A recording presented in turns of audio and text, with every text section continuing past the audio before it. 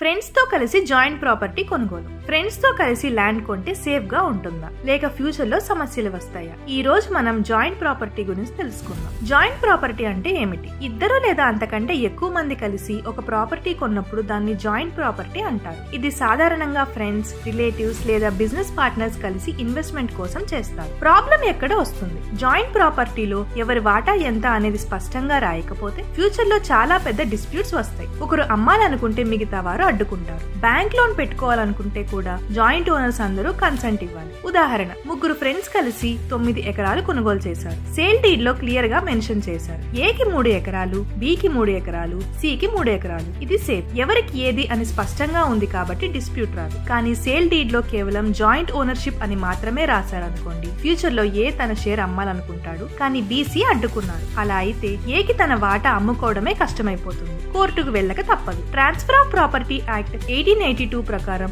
Joint ownership ఉన్నప్పుడు sale లేదా mortgage కోసం అందరూ కో ఓనర్స్ కన్సెంట్ తప్పనిసరి. కాబట్టి సేల్ డీడ్ లోనే టెనెంట్స్ ఇన్ కామన్ అని రాసి ఎవరికి ఎంత వాటా ఉందో క్లియర్ గా మెన్షన్ చేయాలి. ఫ్రెండ్స్ తో జాయింట్ పర్చేస్ చేసేటప్పుడు డాక్యుమెంట్స్ లో ఎవరికి ఎంత షేర్ ఉందో స్పష్టంగా రాయడం తప్పనిసరి. ఇలా చేస్తే ఫ్యూచర్ లో డిస్ప్యూట్ రాకుండా మీరు సేఫ్ గా ఉండొచ్చు. మరిన్ని రియల్ ఎస్టేట్ అప్డేట్స్ కోసం పైపట్టా ఛానల్ సబ్స్క్రైబ్ చేయండి.